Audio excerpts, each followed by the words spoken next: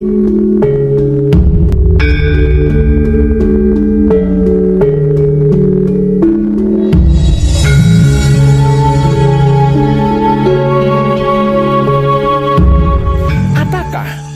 bisa bertatap muka secara langsung dengan Allah dan manunggal jati dengannya. Innalillahi wa inna ilaihi rojiun. Semua berasal dari Allah dan akan kembali kepada Allah. Kenapa ragu? Kenapa bimbang? Mari kita simak ulang surat Al-Baqarah ayat 1 yang berbunyi Alif Lam Mim. Jika ayat ini kita renungi secara sadar, pasti akan muncul pertanyaan.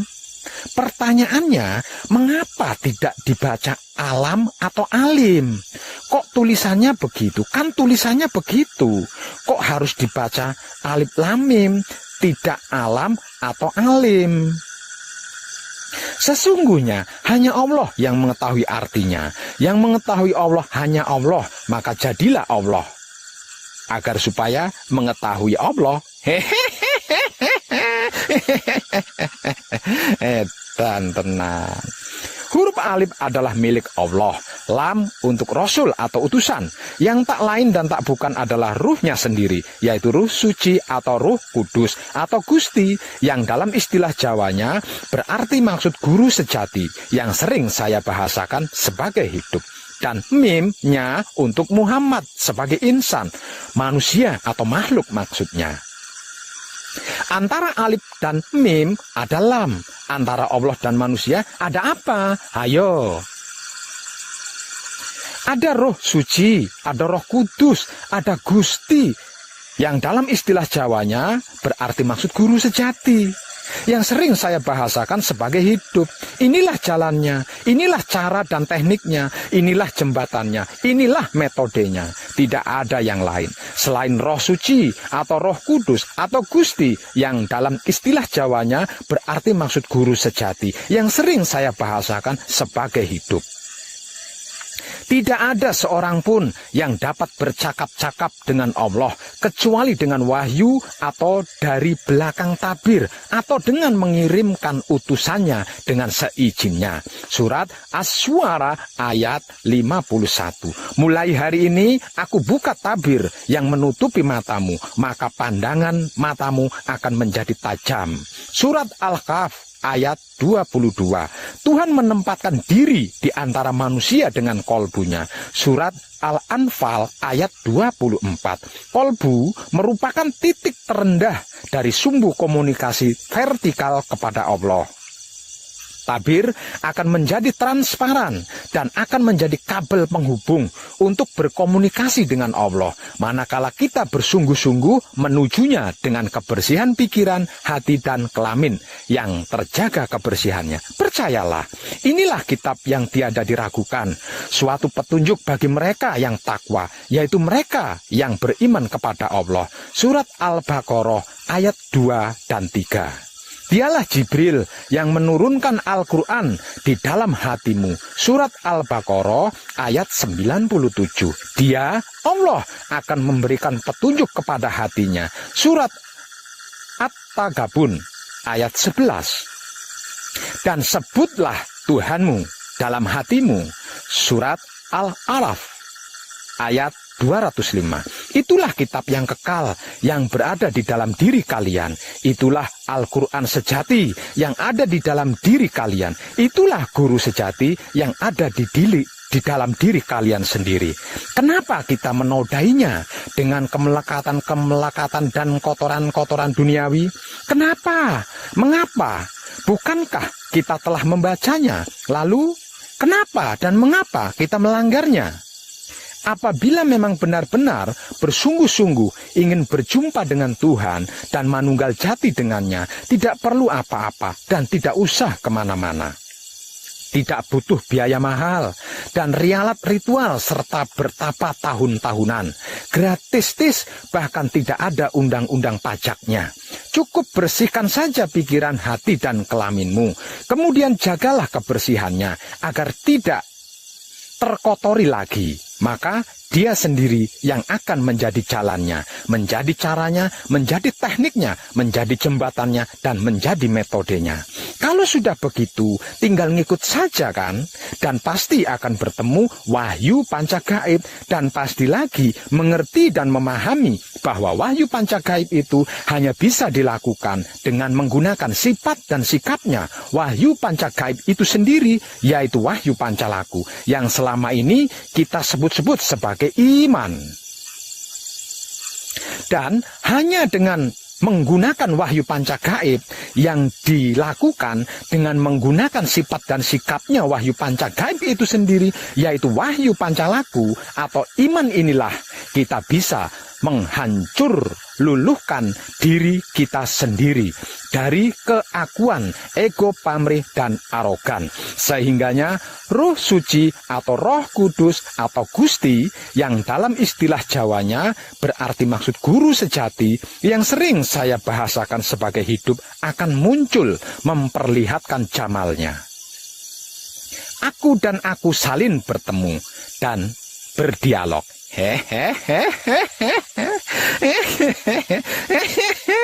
Tenan. Demikianlah apa yang dilakukan Musa selama 40 hari dan 40 malam, sehingga Musa bisa menerima wahyu 10 perintah Tuhan. Demikian juga yang dilakukan oleh Nabi Muhammad Sallallahu Alaihi Wasallam di Gua Hiro selama 40 hari 40 malam, sehingga menerima wahyu terakhir dari Tuhan. Kenapa dan mengapa kita tidak mengikutinya? Katanya umat Muhammad. Para kadang kina suku sekalian, dia adalah dat ma wajibul wujud, wajib adanya, dan mumkinu wujud, mungkin adanya, tersembunyi dalam keilahian, disebut nukot goib, biji yang samar maksudnya. Tiada dia melahirkan dan tiada juga dia dilahirkan. Dia yang awal dan dia yang akhir, dia yang dohir dan dia yang batin.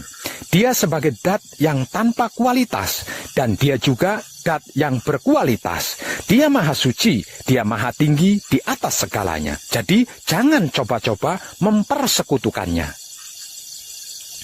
Dia dat yang maha luas, tanpa keterbatasan asma dan sifat serta sikap, tanpa keterbatasan ruang dan waktu, karena memang belum ada ruang dan waktu, belum ada Alkitab, belum ada Al-Quran dan hadis, belum ada aksara dan suara apapun.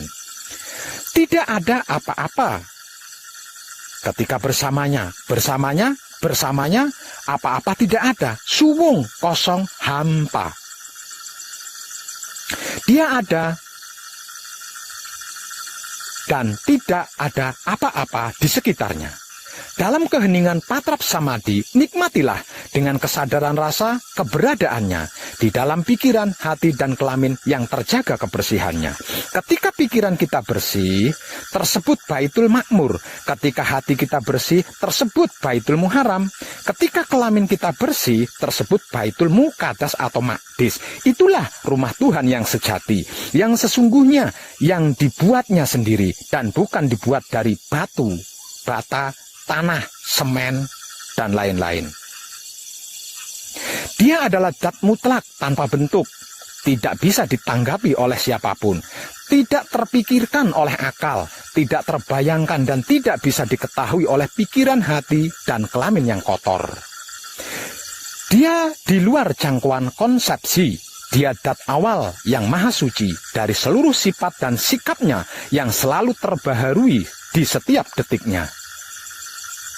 Walaupun demikian, dat mutlak ini akan menampakkan diri keluar dari kemurniannya karena dia hendak memperkenalkan dirinya kepada seluruh makhluknya melalui proses laku spiritual hakikat hidup yang sering saya istilahkan sebagai laku murni menuju suci bagi pemula dan laku suci menuju abadi untuk yang bukan pemula.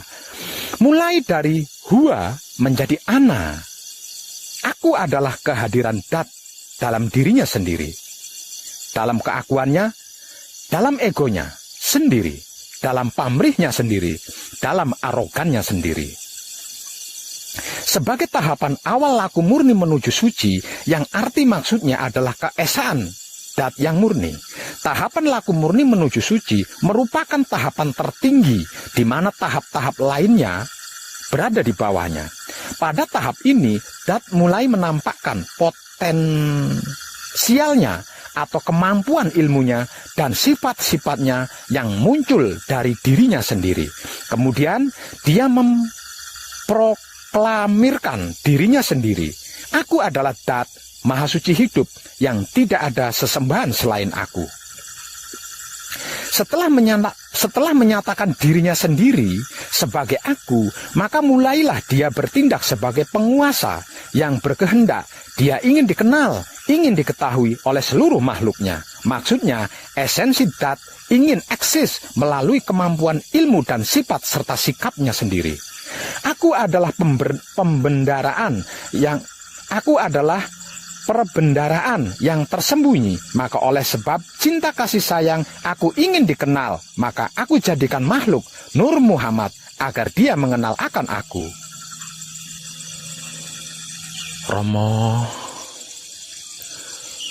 nyuwun pangestu lan pengayoman kanthi Teguh Rahayu Slamet. Dan tiadalah Allah mengutus engkau, hai Muhammad, melainkan untuk memberi rahmat bagi seluruh alam semesta. Surat Al-Anbiya ayat 107. Muhammad yang dimaksud di sini bukanlah ayah seorang anak lelaki di antara kalian, tapi dia adalah Rasul Allah dan penutup para Rasul, dan Allah Maha mengetahui segala sesuatu. Surat Al-Ahzab ayat 40. Ana minurillahi wa kholak kuluhum minuri. Aku berasal dari cahaya Allah, dan seluruh alam semesta berasal dari cahayaku. Yang mula-mula dijadikan Allah adalah Nur, nabimu, ya Jabir. Dan Allah jadikan dari Nur itu segala sesuatu, dan engkau, wahai Jabir, termasuk sesuatu itu. Aku memiliki waktu khusus dengan Tuhan, yang di dalamnya tiada lagi malaikat atau rasulnya. Aku sudah menjadi nabi, sedang Adam adalah antara air dan lempung.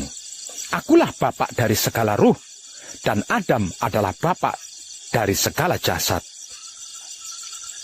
Anna Ahmadun bila mim.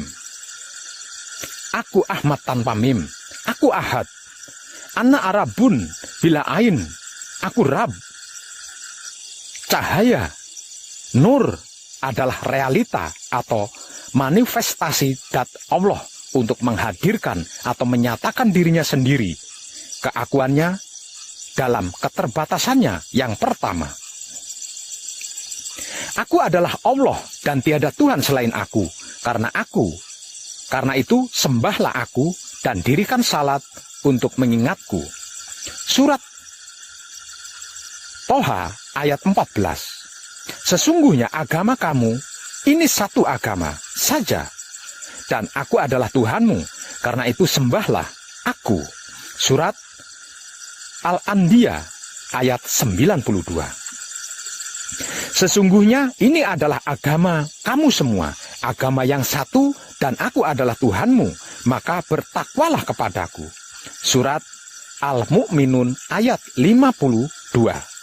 Selain menyatakan atau memproklamirkan dirinya sendiri, dia juga mempunyai potensi atau sifat-sifat dan sikap-sikap untuk memanifestasikan dirinya dalam bentuk-bentuk dohir lain. Tahapan ini disebut sebagai manunggal jati atau hakikat penyatuan insani yang sesungguhnya, yang merupakan keterbatasan yang kedua, di mana pada tahapan ini Dat bisa dipahami oleh panca indera. Selanjutnya, manunggal jati dalam rinciannya akan sampai menjadi insan kamil, sampai menjadi debu akhirnya musnah kembali kepada Allah, abadi dengan kesempurnaannya yang langgeng. Seperti firman-Nya, segala sesuatu akan musnah kecuali wajah-Nya. Surat Al-Qasas ayat 88. Tanda-tanda kami di segenap penjuru dan juga di dalam diri mereka. Surat Fusilat ayat 53. Dat Allah meliputi segala sesuatu. Fusilat ayat 54. Di bumi itu terdapat tanda-tanda bagi orang-orang yang iman dan juga di dalam dirimu. Apakah kamu tidak memperhatikan? Surat Ad-Dariyat ayat 21. Pada tahapan manunggal jati, Dat Maha Suci hidup bisa berada di dalam diri setiap insan dan dalam sebuah gunung, di dalam sebutir pasir, bahkan di dalam debu sekalipun. Ingat, Dia ada di mana-mana, namun tetap dalam keesaannya. Dia tidak kemana-mana. Percayalah. Berdasarkan penjelasan tadi, di dalam memanifestasikan dirinya sendiri untuk keluar dari kemurniannya dan menampakkan dirinya sampai Dat bisa dipahami serta bisa diraba, dirasakan secara nyata oleh panca indera adalah melalui 3 tahapan penurunan. Mulai dari Dia, laku murni menuju suci. Uluhiyah, dalam keilahian, laku suci menuju abadi. Ahadiyah, menjadi aku, kumpul, nunggal, suci atau kunci. Rama nyuwun pangestu lan pengayoman. Selanjutnya, aku adalah sebagai penguasa yang maha sempurna dan juga sebagai sang pencipta yang maha abadi. Manunggal jati atau sejatine manunggal.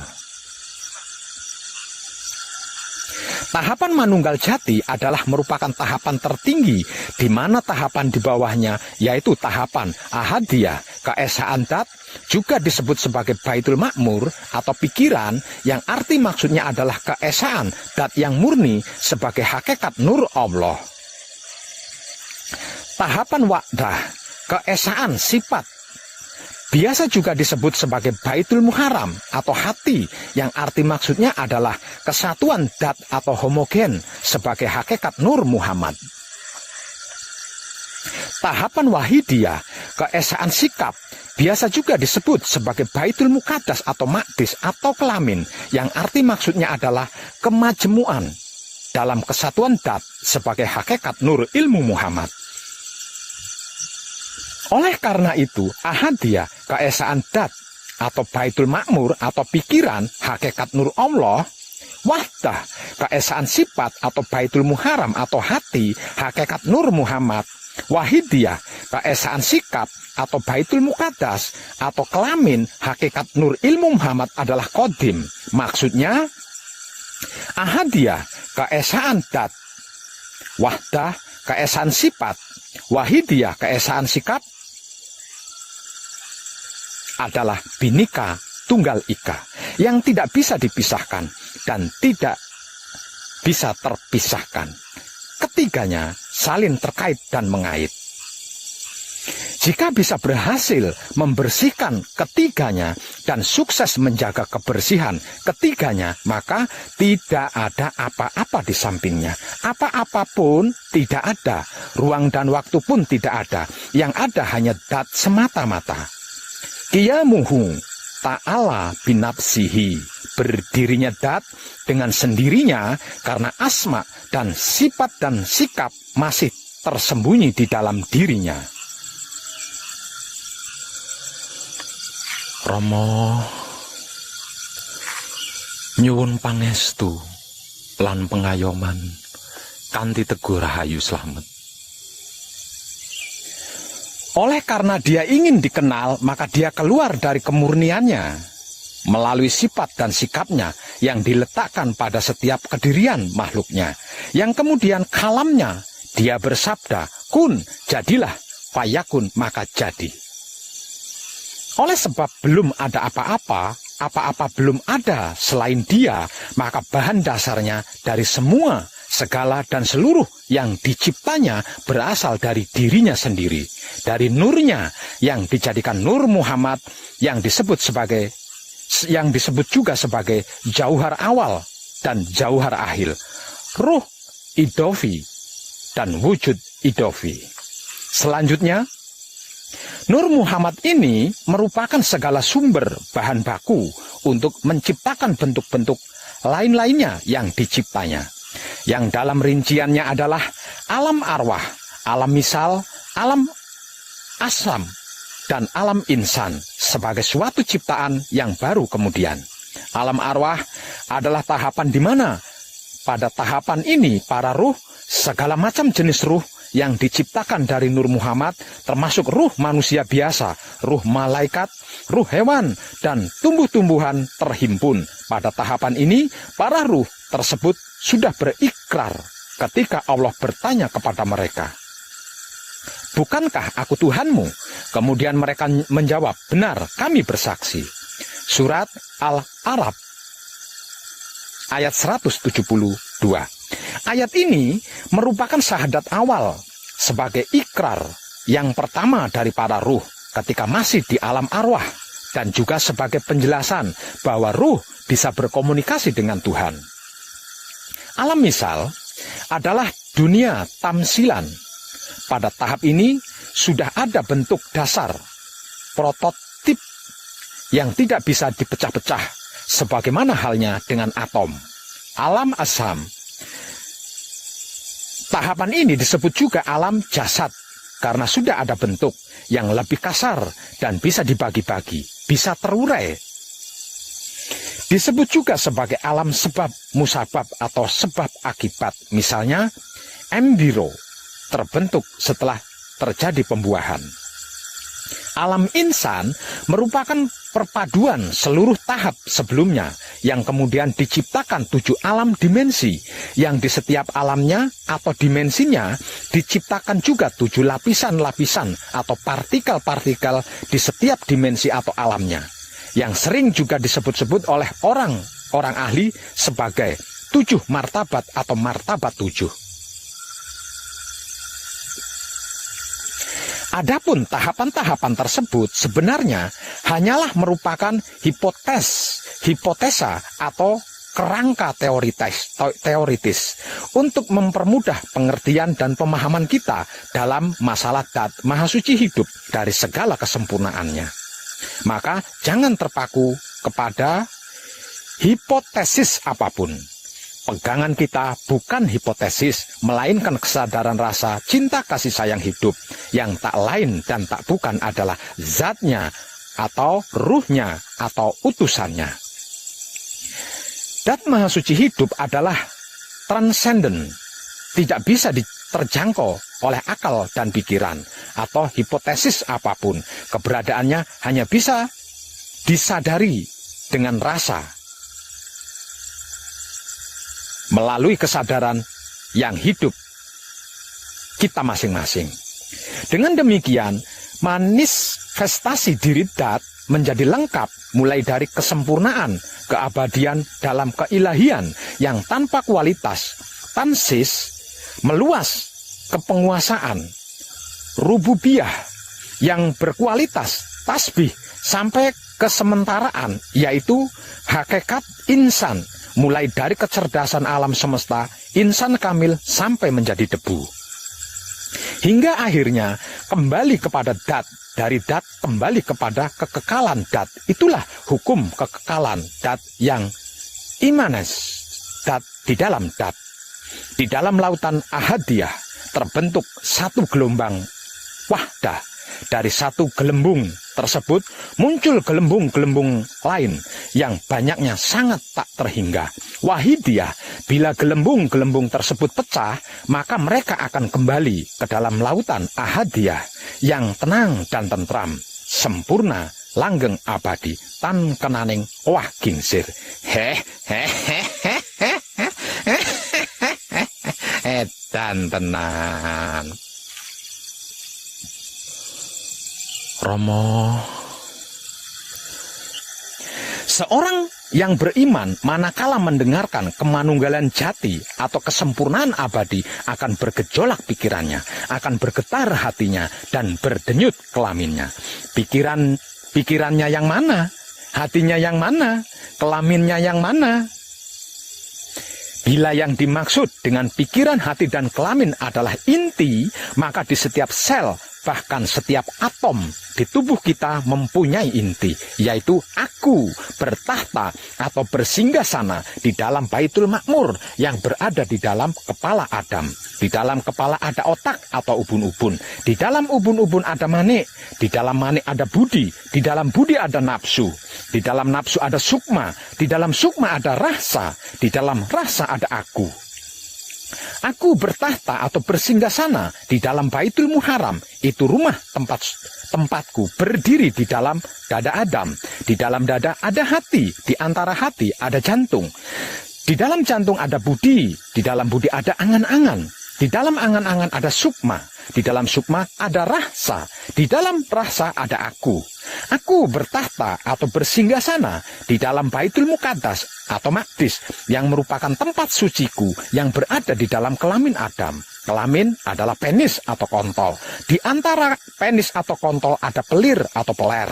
Di dalam peler atau pelir ada nutfah atau mani. Di dalam mani ada madi. Di dalam madi ada wadi. Di dalam wadi ada manikem. Di dalam manikem ada rasa. Di dalam rasa ada aku. Kurang jelaskah? Kurang pastikah? Bila seorang mukmin bisa menggejolakkan pikirannya, maka setiap inti sel tubuhnya akan turut bergejolak. Dan aku pun ikut bergejolak di dalamnya. Bila seorang mukmin bisa menggetarkan hatinya, setiap inti sel tubuh akan turut bergetar. Dan aku pun ikut bergetar di dalamnya. Bila seorang mukmin bisa mendenyutkan kelaminnya, setiap inti sel tubuh akan turut berdenyut dan aku pun ikut berdenyut di dalamnya. Betapa dahsyat reaksi yang terjadi kan? Pasti lebih dahsyat dari ledakan bom atom. Setiap orang memiliki potensi tersebut sebab karena dat ilahiyah ada di dalam diri setiap orang. Bagaimana caranya untuk membangkitkan energi dahsyat yang sedang tidur itu, Pak Web? Rasulullah Shallallahu Alaihi Wasallam atau utusannya berkata, manusia itu dalam keadaan tidur. Ketika mati, barulah mereka terbangun. Arti maksudnya harus bisa mati sebelum mati, atau mati sebelum dimatikan, atau mati sak nyeruning urip, agar supaya kesadaran ruhnya bisa bangkit untuk berkomunikasi dengannya. Kekuatan dahsyat yang tidak kita sadari ini seumur hidup hingga kini ada di dalam diri kita dan tidak pernah pergi kemanapun meninggalkan kita. Ingat, di dalam diri kita, bukan di luar diri kita, di sana-sana. Bila hamba-hambaku yang merasakan kenyataanku di dalam dirinya dengan kesadaran rasanya, cinta kasih sayangku pasti akan mempersilahkan aku. Dan jika aku melakukan dalam sekejap, siang bisa aku jadikan malam, malam bisa aku jadikan siang. Dan aku akan mencintainya, mengasihinya, menyayanginya. Dan apabila aku mencintainya, mengasihinya, dan menyayanginya, maka aku menjadi pendengarannya, yang dengan itu dia mendengar. Aku menjadi penglihatannya, yang dengan itu dia melihat. Aku menjadi lidahnya, yang dengan itu dia bicara. Aku menjadi tangannya, yang dengan itu dia memegang. Aku menjadi kakinya, yang dengan itu dia berjalan. Aku menjadi otaknya, yang dengan itu dia berpikir. Aku menjadi hatinya, yang dengan itu dia berkehendak. Aku menjadi kelaminnya, yang dengan itu dia bersahwat. Bukanlah engkau yang melempar ketika engkau melempar, akan tetapi aku yang melempar. Surat Al-Anfal ayat 17. Lupakah engkau itu? Hanya melalui kesadaran rasa cinta kasih sayangnya atau ruhnya lah kita bisa berkomunikasi dengannya. Karena ruhnya adalah dat ilahiyah. Maka dat ilahiyah dengan dat ilahiyah saling berkomunikasi, kemudian manunggal menjadi satu kesatuan.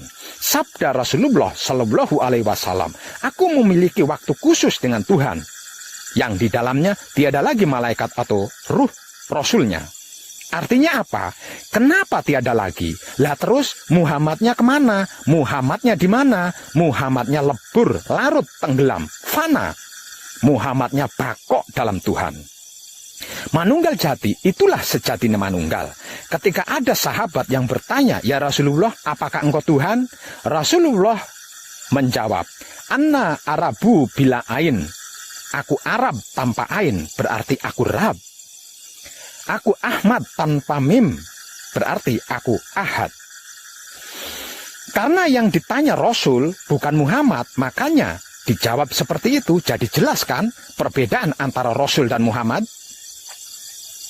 Apakah itu yang disebut manunggaling kawula Gusti dari Syekh Siti Jenar? Coba perhatikan ketika Syekh Siti Jenar ditanya bab ini.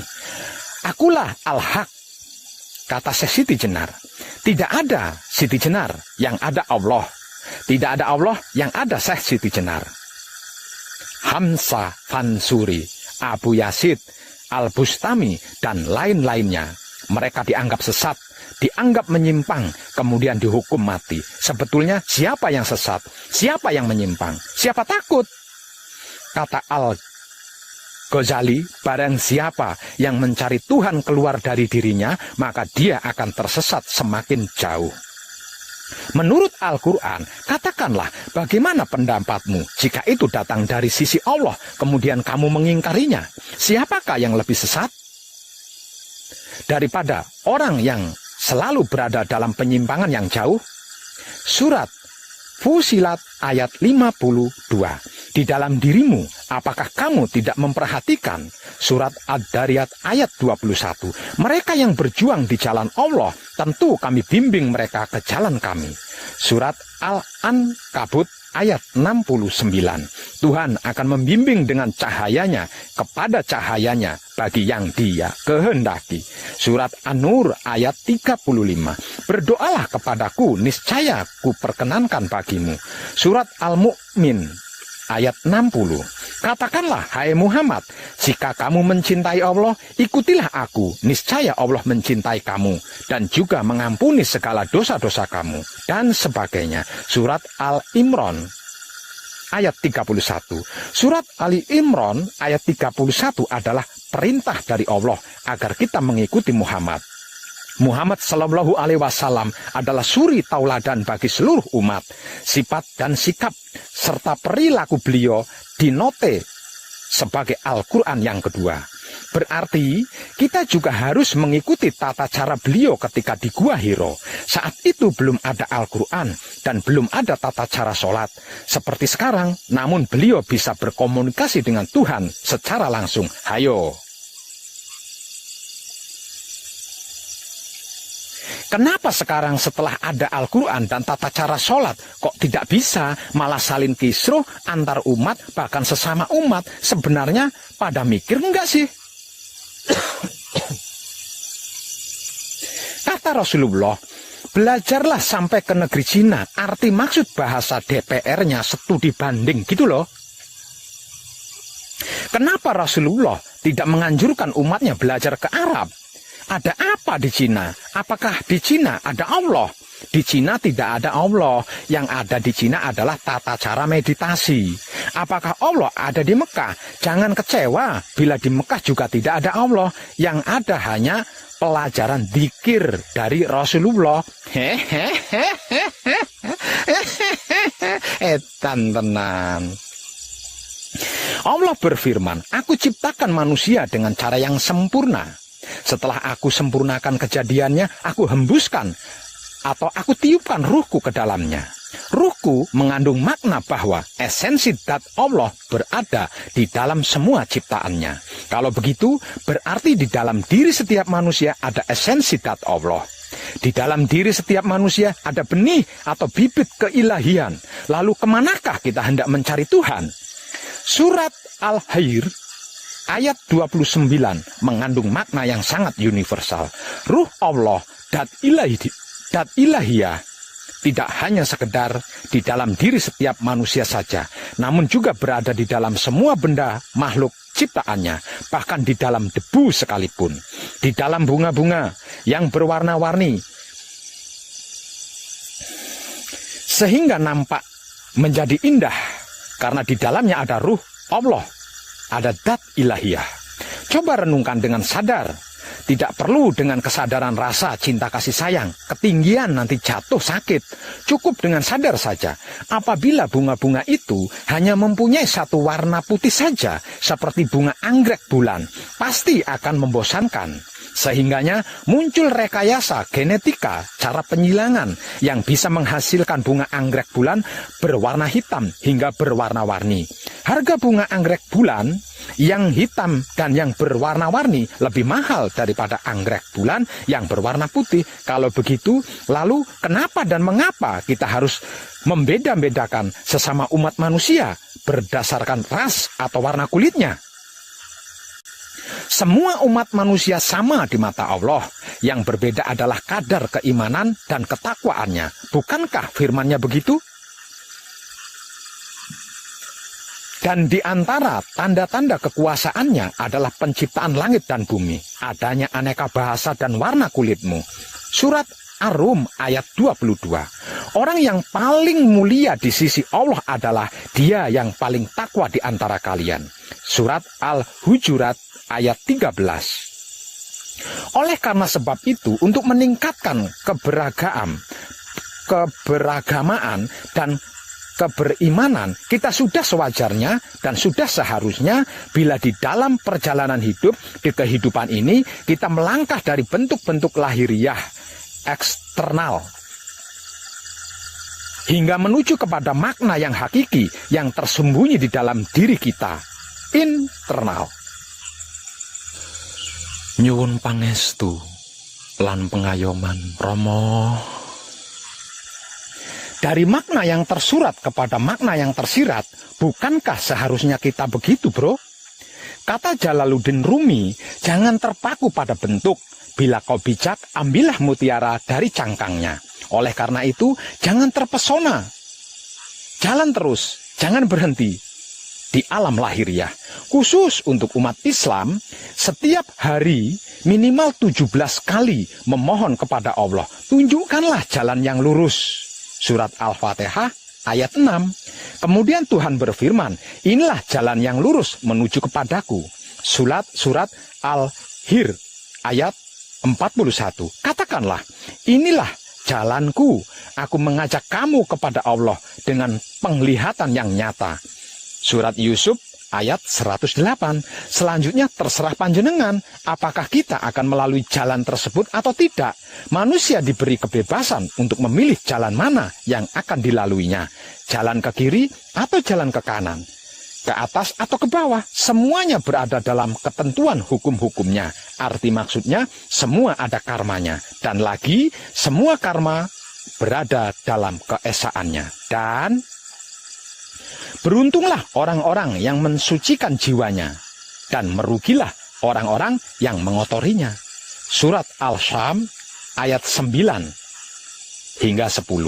Sesungguhnya hukum-hukum dat Maha Suci hidup sudah tercetak di dalam pikiran, hati, dan kelamin setiap manusia sebagai fitrah manusia dan fitrah Tuhan itu sendiri, serta tidak akan pernah berubah.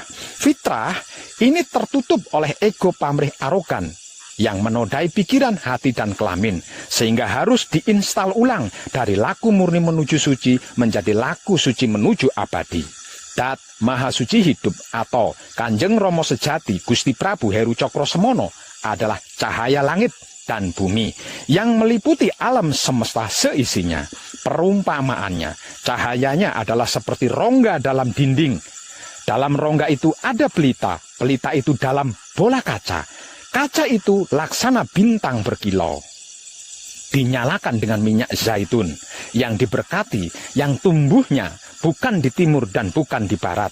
Yang minyaknya saja hampir-hampir berkilauan dengan sendirinya, walaupun api tidak menyentuhnya. Cahaya di atas cahaya, cahayanya menuntun cahayanya kepada cahayanya bagi siapa saja yang dia kehendaki. Surat An-Nur ayat 35. Cahaya itu menerangi rumah-rumah di dalamnya. Dia berkenan untuk dihormati dan disebut namanya dan bertasbih di waktu pagi dan petang. Surat An-Nur ayat 36. Setiap cermin tidak ambil bagian dalam pengamatan. Cahaya yang terang benderang dan kegelapan cermin merupakan alat pengamatan. Walaupun cerminnya beraneka ragam, namun wajah sang pengamat tetap satu. Bila kemudian cerminnya hancur luluh, wajah sang pengamat tetap abadi. Dan kehancuran cerminnya sempurna bersamanya. Ingat, aku adalah perbendaraan yang tersembunyi. Maka oleh sebab cinta kasih sayang aku ingin dikenal, maka aku jadikan makhluk Nur Muhammad agar dia mengenal akan aku. Aku berasal dari cahaya Allah dan seluruh alam semesta berasal dari cahayaku. Aku adalah bapak dari segala ruh dan Adam adalah bapak dari segala jasad. Katakanlah, bagiku amalku dan bagimu amalmu. Kamu tiada bertanggung jawab atas apa yang aku lakukan dan aku tiada bertanggung jawab atas apa yang kamu lakukan. Surat Yunus ayat 41. Barang siapa mengerjakan kebaikan sebesar debu, niscaya akan dilihatnya balasan dari kebaikan itu. Dan barang siapa mengerjakan kejahatan, niscaya akan dilihatnya balasan dari kejahatan itu. Surat Az-Zilzal ayat 7 hingga 8. Sucikanlah rumahku bagi mereka yang tawaf, itikaf, yang ruku dan sujud. Surat Al-Baqarah ayat 125.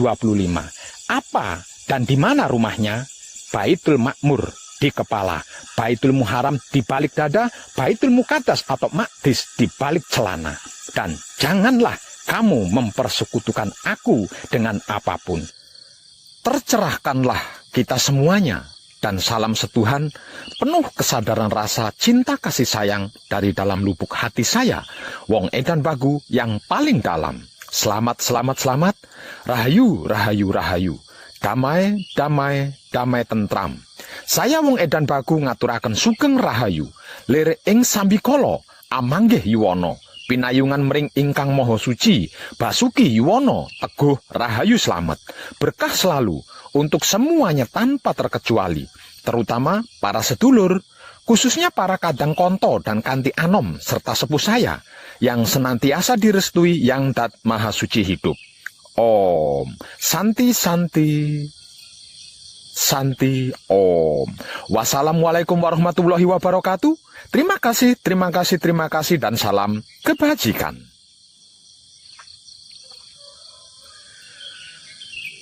Duh Gusti ingkang Maha Suci, pencipta dan penguasa alam semesta seisinya, Bapak Ibu dari segala ilmu pengetahuan, asal-usul nenek moyang semua makhluk, sungguh murka paduka yang hamba harap. Kalau penguraian kitab Purwakala warisan leluhur kami ini, yang hamba terjemahkan dalam bahasa merdeka, tanpa tedeng aling-aling, tidak sesuai dan tidak tepat dengan yang aslinya. Ini saya lakukan semata-mata demi cinta kasih sayangku kepadamu dan seluruh makhlukmu, supaya tidak ada lagi kecurangan dan kebohongan terkait tentangmu. Dengan ini, saya telah menyampaikan firman-Mu kepada orang-orang yang saya cintai, kasihi, dan sayangi. Maafkanlah saya jika apa yang telah saya sampaikan kepada orang-orang yang saya cintai, kasihi, dan sayangi tidak membuat orang-orang yang saya cintai, kasihi, sayangi segera sadar dan menyadari akan kebenaran-Mu. Ampunilah orang-orang yang saya cintai, kasihi, dan sayangi, dan bukakanlah pintu hati mereka, dan terangilah dengan rahmat-Mu, agar tidak ada lagi kegelapan dan kesesatan di hati orang-orang yang saya cintai, kasihi, dan sayangi. Damai di pikiran, damai di hati, damai di syahwat, damai, damai, damai tentram. Amin.